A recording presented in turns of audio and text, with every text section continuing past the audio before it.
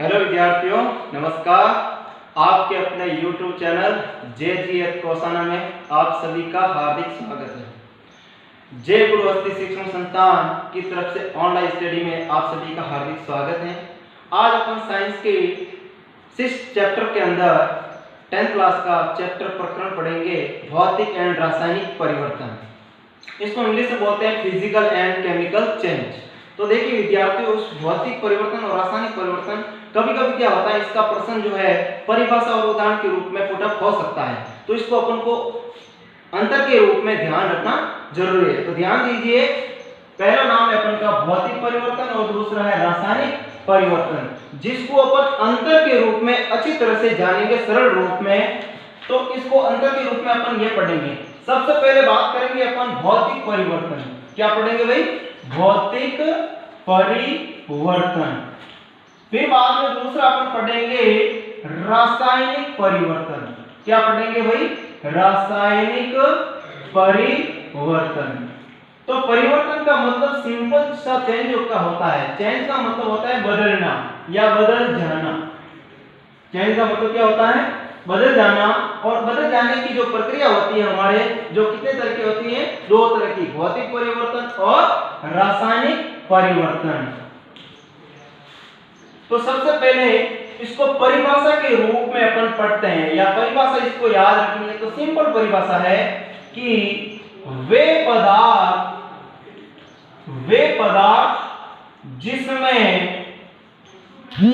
भौतिक गुणों में परिवर्तन होता है, भौतिक गुणों में परिवर्तन होता है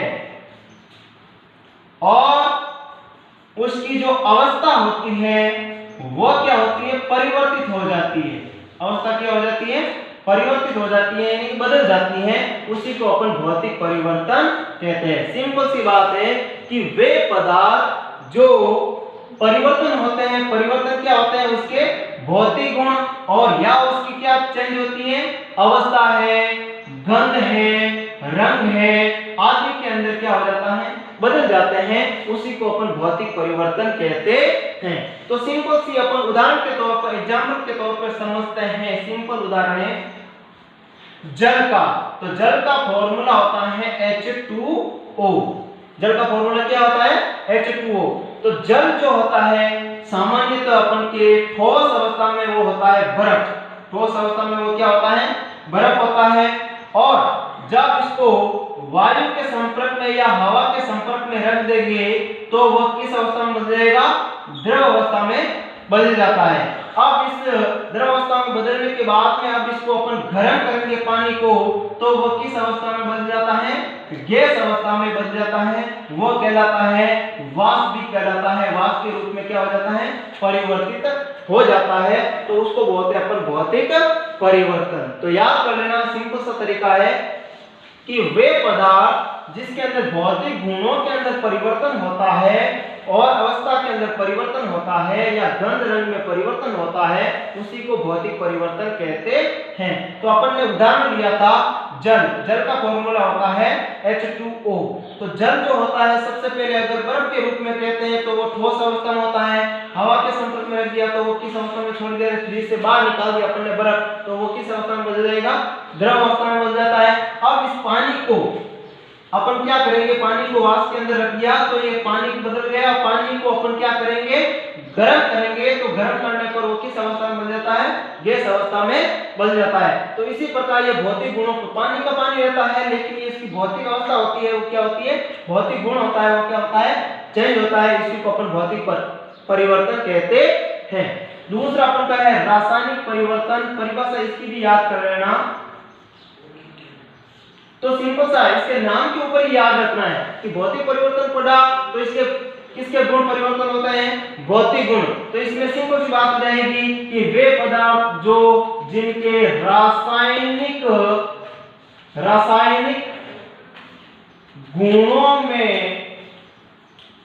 क्या होता है?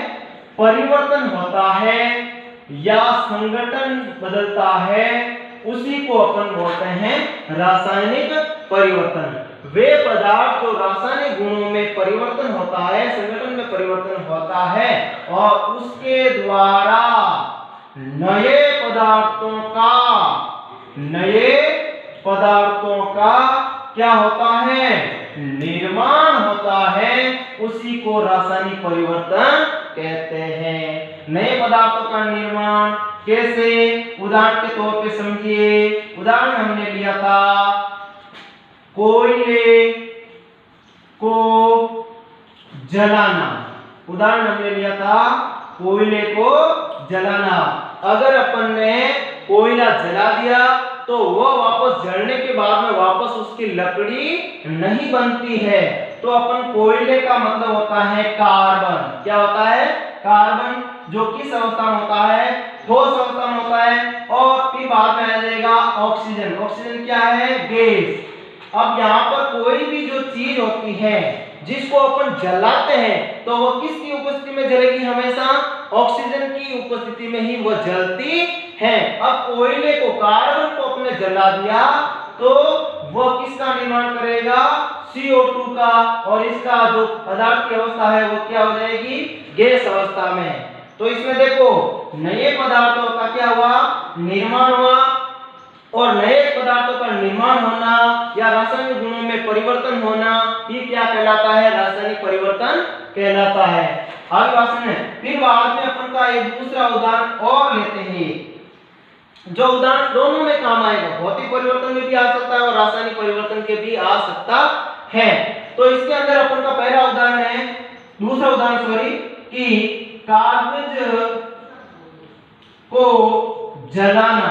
किसको जलाना, कागज को जलाना। कागज को अपन ने जला दिया तो वो वापस कागज नहीं बनता है, वही वापस, ये कागज वाला उदाहरण अपन दूसरा इसके अंदर लेते हैं। कागज को